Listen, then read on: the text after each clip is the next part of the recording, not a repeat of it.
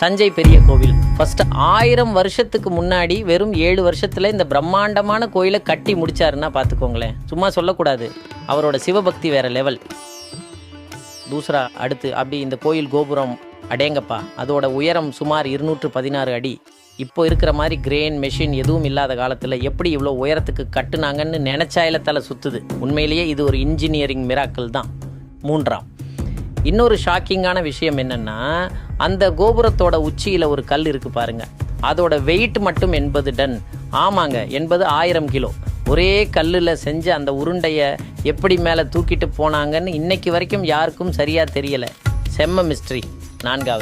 நாலாவது பாயிண்ட், இது கொஞ்சம் சித்திரமானது. மத்தியானம் நேரத்தில் இந்த கோயில் கோபுரத்தோட நிழல் கீழேயே விழாதாம். இது கட்டிடக்கலையோட தந்திரமா இல்லை வேற ஏதாச்சும் ரகசியம் இருக்கான்னு இன்னைக்கும் எல்லாரும் பேசிட்டு இருக்கிறாங்க. 5வது, கோயில் வாசல்லையே நம்மளை வரவேற்கிற பெரிய நந்தியை பார்த்துருக்கீங்களா? அதுவும் ஒரே கல்லில் செதுக்குனது தான். கிட்டத்தட்ட 13 அடி உயரத்துக்கு கம்பீரமாக உட்கார்ந்துருக்கும். இந்தியாவிலேயே இது 2வது பெரிய நந்தி சிலையாம். 6வது, கோயிலுக்கு உள்ளே போனீங்கன்னா சுவத்துல எல்லாம் சூப்பரான பெயிண்டிங்ஸ் இருக்கும். அதெல்லாம் ராஜராஜ சோழன் காலத்து ஓவியங்கள். 1000 வருஷம் ஆகியும் அந்த பெயிண்டிங்ஸ் இன்னைக்கும் அழியாமல் இருக்கிறது தான் பெரிய ஆச்சரியம். 7ஆம், இந்த கோயில் கட்டினதில் கூட நம்ம தமிழ் மொழிக்கு ஒரு தொடர்பு இருக்குது. கருவறையில் இருக்கிற சிவலிங்கத்தோட உயரம் 12 அடி. அது நம்ம உயிர் எழுத்துக்களை குறிக்குதாம். அதே மாதிரி கோபுரத்தோட உயரம் 216 அடி. அது நம்ம உயிர்மெய் எழுத்துக்கலாம். எப்படி யோசிச்சிருக்காங்க பாருங்கள்.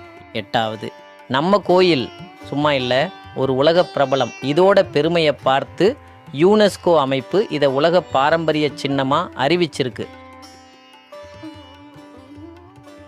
இந்த கோயில் வெறும் சாமி கும்பிடுற இடம் மட்டும் இல்லை, இது ஒரு கோட்டை மாதிரியும் கட்டியிருக்காங்க. கோயிலை சுற்றி பெரிய அகழி, உயரமான மதில் சுவர்னு செம்ம பாதுகாப்பாக அமைச்சிருக்காங்க. 10வது கடைசியாக 10வது பாயிண்ட், 1000 வருஷம் ஆனாலும் இன்றைக்கும் இந்த கோயில் ரொம்ப உயிர்ப்போடு இருக்குது. தினமும் பூஜைகள், திருவிழாக்கள்னு களை கட்டி இருக்கும். இது வெறும் கல்லால் கட்டின கோயில் இல்லை, இது நம்மளோட வாழும் வரலாறு.